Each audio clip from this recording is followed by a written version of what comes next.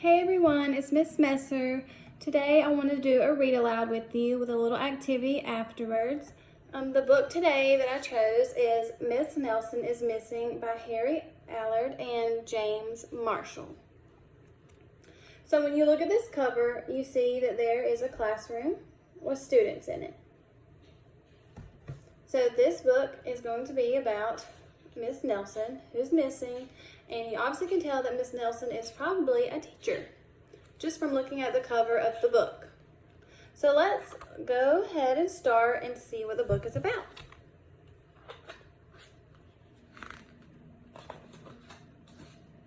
All right. The kids in room 207 were misbehaving again. Spitballs stuck to the ceiling. Paper planes whizzed through the air. They were the worst behaved class in the whole school.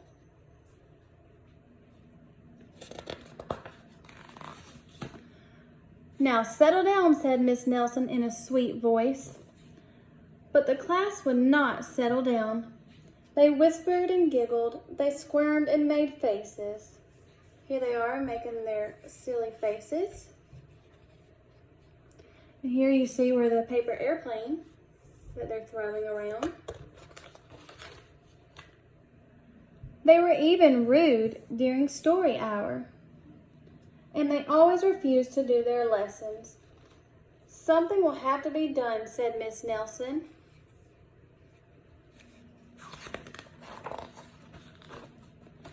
The next morning, Miss Nelson did not come to school.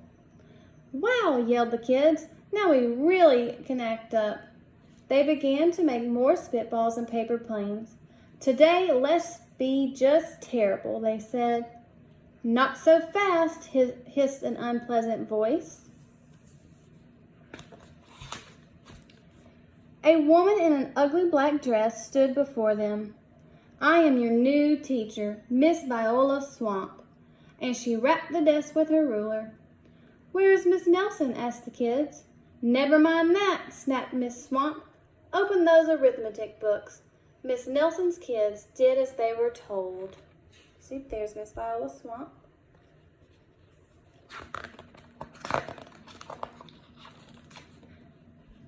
They could see that Miss Swamp was a real witch. She meant business. Right away, she put them to work, and she loaded them down with homework.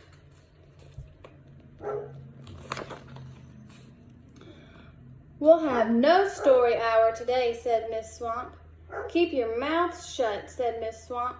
Sit perfectly still, said Miss Swamp.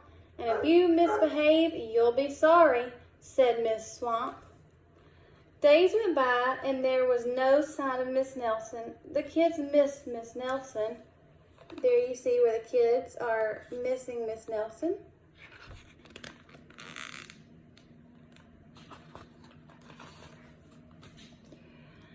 Maybe we should try to find her, they said. Some of them went to the police. Detective McSmog was assigned to the case. He listened to their story. He scratched his chin. He said. I think Miss Nelson is missing. Detective McSmog would not be much help. There's the detective.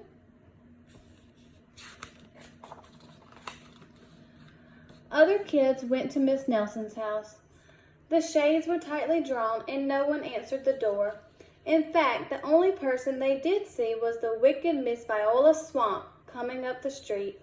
If she sees us, she'll give us more homework. They got away just in time.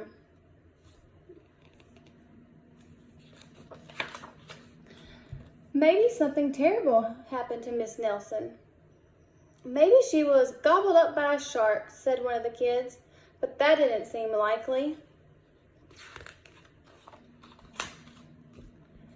Maybe Miss Nelson went to Mars, said another kid, but that didn't seem likely either. I know, exclaimed one know-it-all. Maybe Miss Nelson's car was carried off by a swarm of angry butterflies, but that was the least likely of all. There's the butterfly car. The kids in room 207 became very discouraged. It seemed that Miss Nelson was never coming back. and they would be stuck with Miss Viola's swamp forever. They heard footsteps in the hall. "Here comes the witch," they whispered. "Hello, children," someone said in a sweet voice. There they all are. It was Miss Nelson. "Did you miss me?" she asked. "We certainly did," cried all the kids. "Where were you?" "That's my little secret," said Miss Nelson. "How about a story hour?" "Oh, yes," cried the kids. Miss Nelson noticed that during story hour no one was rude or silly. "What brought about this lovely change?" she asked. "That's our little secret," said the kids. As you can see, the kids' mood has totally changed to happy. Back home, Miss Nelson took off her coat and hung it in the closet, right next to an ugly black dress. When it was time for bed, she sang a little song. "I'll never tell," she said to herself with a smile. And there she is, laughing, and there's the black dress.